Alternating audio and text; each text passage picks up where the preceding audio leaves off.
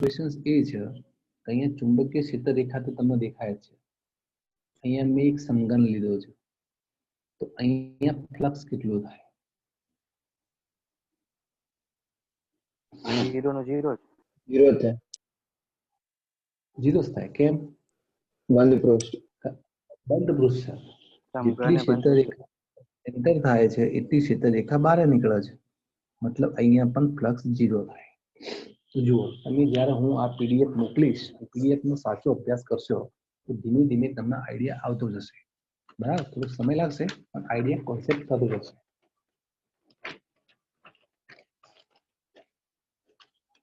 ચલો માની લો હું તમને હજી પણ અધર થોડાક એક્ઝામ્પલ લઈએ પ્રેક્ટિસ માટે, જેથી તમને ખાલી એનો કોન્સેપ્ટ ક્લિયર થાય. બરાબર,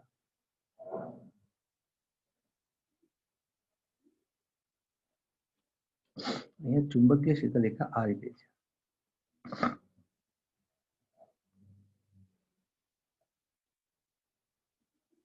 આ ચુંબકીય ક્ષેત્ર છે બી અને આ વર્તુળની ત્રિજ્યા છે આર.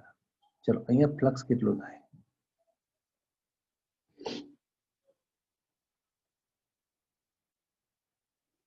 આખા ગુજરાત સાથે, આખા વર્તુળ સાથે સંકળાયેલું ફ્લક્સ કેટલું થાય? 0 થશે? ના થાય. 0 કેમ ના થાય? કારણ કે આ પૃષ્ઠની અંદર ક્ષેત્ર રેખાઓ સંકળાયેલી નથી.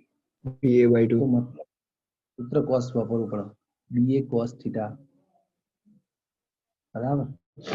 હવે થીટા ખૂણો બરાબર સમજો. થીટા ખૂણો કોના વચ્ચેનો હતો? બી અને એ વચ્ચેનો. તો તમે બરાબર ધ્યાન આપો. ચુંબકીય ક્ષેત્ર કઈ તરફ છે? અંદરની તરફ છે. ચુંબકીય ક્ષેત્ર આ ઢાંકણું છે ને, આ ઢાંકણું એ સમજો. એ ચુંબકીય ક્ષેત્ર આમ છે, પણ આ જે સમતલ છે, આ વર્તુળ તો સમતલમાં છે, તો વર્તુળની લંબ દિશા એટલે નીચેની તરફ આવે કાં તો ઉપરની તરફ આવે. મતલબ નીચેની તરફ તો આવશે ને. આ રીતે તમે વર્તુળ મૂકો તો વર્તુળનું ક્ષેત્રફળ સદિશ કાં તો નીચેની તરફ આવે કાં તો ઉપરની તરફ આવે. તો ચુંબકીય ક્ષેત્ર પણ નીચેની તરફ, ક્ષેત્રફળ સદિશ પણ નીચેની તરફ, મતલબ બંને વચ્ચેનો ખૂણો થીટા થઈ જશે 0. બરાબર. આ ક્ષેત્રફળ કેટલું થાય વર્તુળનું? ત્રિજ્યા r છે એટલે પાઈ r સ્ક્વેર. મતલબ તમારું સૂત્ર થશે બી અને અહીંયા થશે પાઈ r સ્ક્વેર. આટલો જવાબ આવે. આઈડિયા આવે છે? ચલો હજી એક થોડું એક્ઝામ્પલ લઈએ, થોડો કોન્સેપ્ટ ક્લિયર થાય. આવા બધા એક્ઝામ્પલ વિદ્યુતીય ક્ષેત્ર માટે પણ મેં ચર્ચા કરી દીધેલી છે, એવું નહીં કે પહેલી વખત ચર્ચા કરી છે.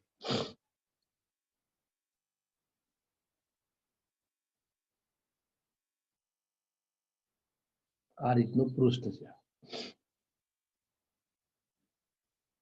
આ રીતે. બરાબર. અહીંયા ચુંબકીય ક્ષેત્ર આ રીતે છે. બરાબર.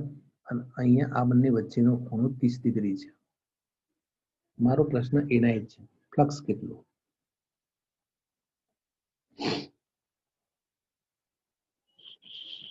બોલો.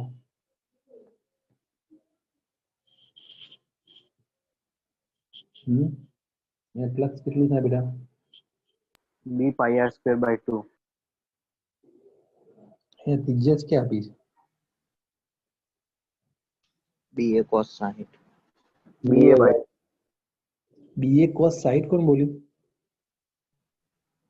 કમલ સર. બરાબર. ba/2. અહીંયા સૂત્ર થાય BA cos થીટા. બરાબર છે, સૂત્ર તમે સાચું બોલ્યા. હું મારા એકચ્યુઅલી સમજવામાં થોડી મિસ્ટેક થઈ. હવે થીટા કોના વચ્ચેનો ખૂણો છે? ચુંબકીય ક્ષેત્ર ક્ષેત્રફળ સદિશ. તો ચુંબકીય ક્ષેત્ર તમને આપેલું જ છે, પણ અહીંયા આડછેદ આ રીતે છે, તો ક્ષેત્રફળ સદિશ એને લંબ આ દિશામાં આવે. આ ક્ષેત્રફળ સદિશ મતલબ આટલાથી આટલો ખૂણો 90 ડિગ્રીનો થાય. તો આ ખૂણો કેટલો થાય? આ 30 નો છે, તો આ ખૂણો થાય 60 નો. મતલબ ચુંબકીય ક્ષેત્ર અને ક્ષેત્રફળ સદિશ વચ્ચેનો ખૂણો થીટા અહીંયા 60 ડિગ્રી મળે. બરાબર. તો બી ની જગ્યાએ બી, એની જગ્યાએ એ, અને cos થીટાની જગ્યાએ cos 60. cos 60 ની કિંમત કેટલી છે? cos 60/2 થશે ને? ના, 1/√2 થાય. હા, ના સોરી, 1/2 થાય. મતલબ અહીંયા by2. મતલબ જવાબ આવે 1/2 BA. ડન છે બેટા? હવે એક્ઝામ્પલોમાં ફ્લક્સ શોધતા આવડે ના આવડે?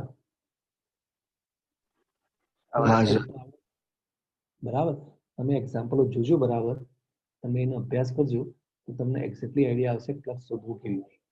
ઓકે, સાથે સાથે હું થોડા એકમની ચર્ચા કરી દઉં, યુનિટ્સની, મતલબ ચુંબકીય ફ્લક્સના એકમની. આ બધો કોન્સેપ્ટ ફક્ત સમજવાનો છે, પરીક્ષામાં કોઈ પણ કાર્ય પૂછાય નહીં. જુઓ, ચુંબકીય ફ્લક્સની વાત કરતા હોય તો એનો એસઆઈ એકમ છે વીબર. આપણે એને WB ના નામથી ઓળખીએ છીએ, વીબર. બરાબર. અથવા તમે એનો બીજો એકમ લખી શકો છો, ટેસ્લા ઇન્ટુ મીટર સ્ક્વેર. કેવી રીતે જુઓ, ફ્લક્સનું સૂત્ર શું છે? phi is equal to B into A. ચુંબકીય ક્ષેત્ર ટેસ્લા, ક્ષેત્રફળ મીટર સ્ક્વેર. તો ટેસ્લા ઇન્ટુ મીટર સ્ક્વેર લખાય, અથવા ટેસ્લા ઇન્ટુ મીટર સ્ક્વેર ના લખવું હોય તમારે એનું એકમ યાદ રાખવું પડે, વીબર. તો ચુંબકીય ફ્લક્સનો એક એકમ વીબર પણ છે. બીજી એક વસ્તુ યાદ રાખો કે ચુંબકીય ક્ષેત્ર જે છે, ચુંબકીય ફ્લક્સ છે, એ પોતે અદિશ રાશિ છે.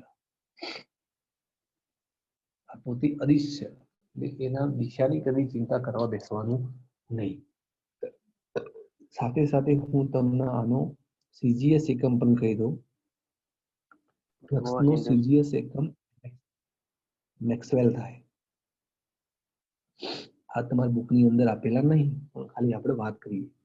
અથવા જેમ પેલા કીધું એ મુજબ ટેસ્લાની જગ્યાએ ગોસ અને મીટરની જગ્યાએ સેન્ટીમીટર સ્ક્વેર પણ લખી શકાય. તો ગોસ ઇન્ટુ સેન્ટીમીટર સ્ક્વેર પણ યાદ રાખી શકો, તો વેબરના એકોર્ડિંગ મેક્સવેલ પણ યાદ રાખી શકો છો. ચલો, ફાવશે બેટા? આવી. અચ્છા, પારિમાણિક સૂત્ર રહી ગયું, આપણે એ પણ પૂરું કરી દઈએ. ફ્લક્સનું પારિમાણિક સૂત્ર શું થાય? તો હું તમને એક આઈડિયા આપું છું. તમને સૂત્ર તો ખબર પડી ગઈ, ફ્લક્સનો મતલબ થાય BA cos થીટા. બરાબર, આ તો ખબર પડી ગઈ. પણ તમે એક સૂત્ર આવ્યું જાણો છો, યાદ હોય તો, F is equal to BIL sin theta. Light bill કહેતો હું, યાદ છે કે નહીં? યાદ છે ને? આમાં ચુંબકીય ક્ષેત્ર તો સૂત્ર શું થાય? F ભાગ્યા IL sin થીટા થાય. બરાબર. હવે F નું પારિમાણિક સૂત્ર શું? બળનું m1 L1 T-2. પ્રવાહનું એમ્પિયર 1, લંબાઈ L1, sin થીટા પરિમાણ રહિત રાશિ છે. મતલબ ચુંબકીય ક્ષેત્રનું પારિમાણિક સૂત્ર m1 L1 ઉડી ગયું, અહીંયા વધશે T-2. સોરી, ભૂલ થઈ. L1 ઉડી ગયું, અહીંયા વધશે T-2 મીટર પર સેકન્ડ સ્ક્વેર. બરાબર છે. અને અહીંયા એમ્પિયર -1 લખાય ના રીતે ભાઈ? હા બરોબર. બરાબર. L1 ઉડી જશે, m1 T-2 અને A-1 ઘાત. હવે જુઓ, અહીંયા ચુંબકીય ક્ષેત્રનું પારિમાણિક સૂત્ર તો મળી ગયું. શું મળ્યું તમને? m1 T-2 A-1 ઘાત ઇન્ટુ ક્ષેત્રફળ. ક્ષેત્રફળનું પારિમાણિક સૂત્ર થાય L2 અને cos થીટાનું હોય નહીં, મતલબ ફ્લક્સનું પારિમાણિક સૂત્ર થાય m1 L2 T-2 A-1 ઘાત. તો MCQ માટે ધ્યાન રાખો. ચલો, ફાવશે બેટા? આથી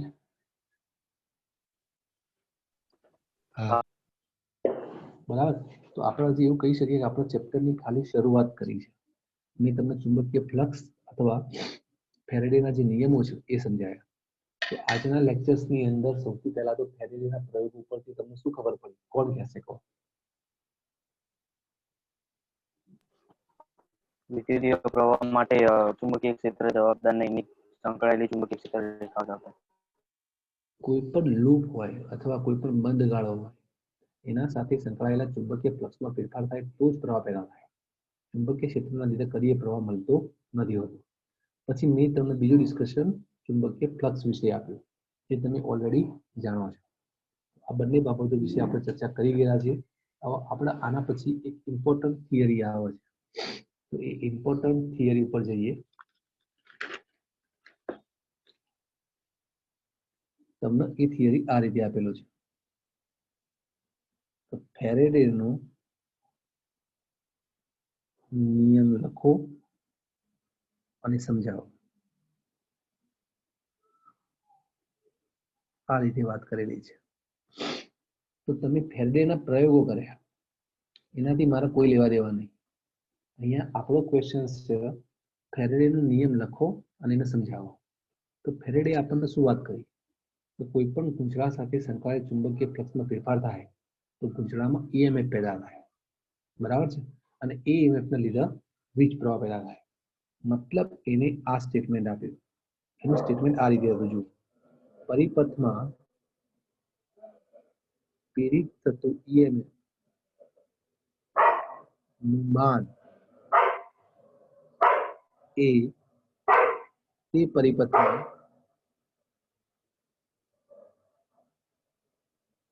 હોવાના ચુંબકીય ફ્લક્સના ફેરફારના સમય દર જેટલું હોય છે.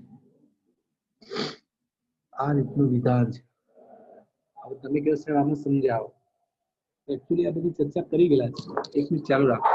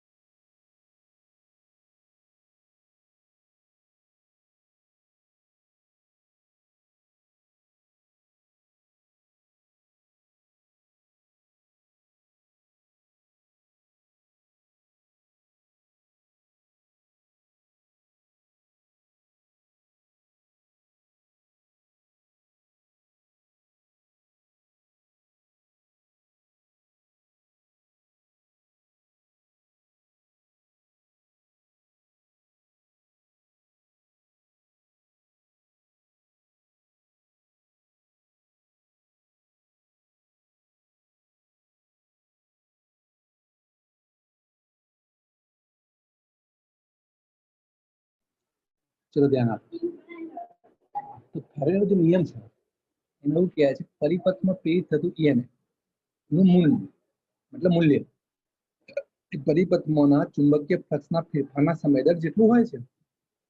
મતલબ આપણને ખબર છે. તો ફેરેડેનો નિયમ આ રીતે હતો. આનો અર્થ કે આપણે જે EMF નું મૂલ્ય શોધીએ છીએ, EMF નું માન એ ચુંબકીય ફ્લક્સમાં ફેરફાર dϕ/dt કોના સાથે? સમય દર ના જેટલું હોય છે.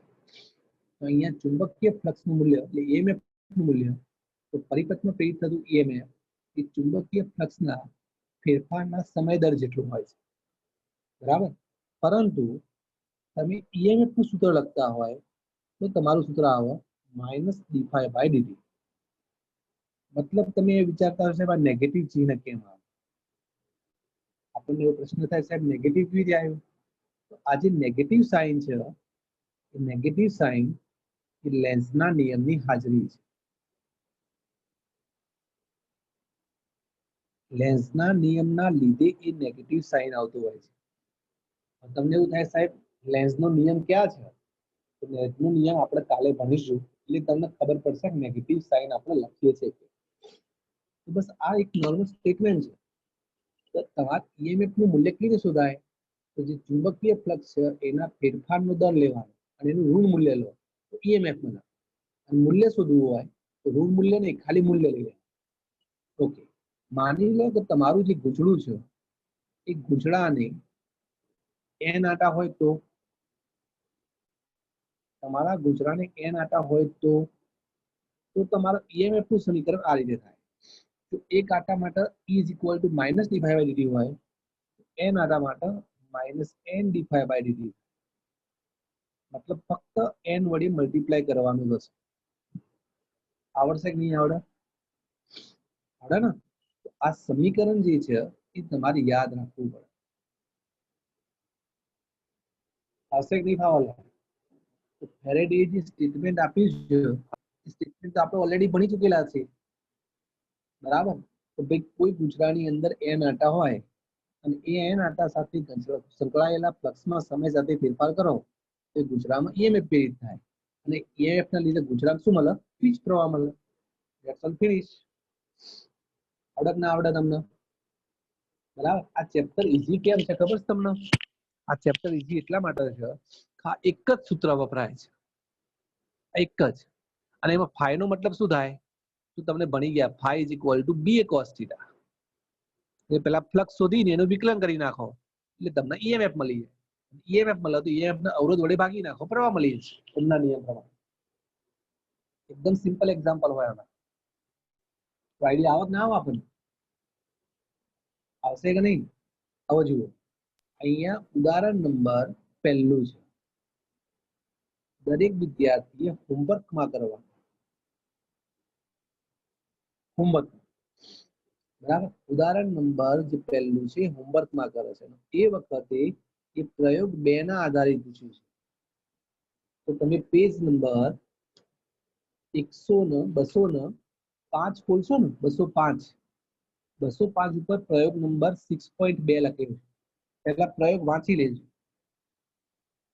બરાબર. ખબર પડી જશે, તમે એની ચિંતા ના કરતા. પ્રયોગ વાંચી લેવાનો પછી હોમવર્ક કરવાનું. પહેલું ઉદાહરણ પરીક્ષામાં કોઈ પણ કાર્ય પૂછાય નહીં. ઓકે, તો આ તમારે જાતે કરવાનું છે. કરી શકશો બેટા? હા સર. બરાબર. બાકીના કોઈ પણ ઉદાહરણ હું અત્યારે ચલાવીશ નહીં, બરાબર. અત્યારે આપણે બીજું કોઈ નહીં ચલાવીએ.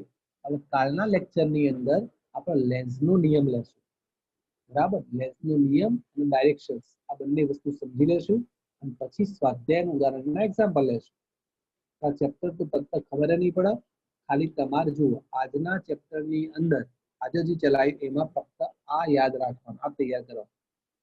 આઈએમપી થિયરી છે, આ થિયરી તૈયાર કરવાની, બરાબર. થિયરી કરવી, સૂત્ર આવડી જશે, બીજું કશું જ કરવાનું નહીં. બાકીનું બધું ખાલી રીડિંગમાં લઈ લેજો. ઓકે,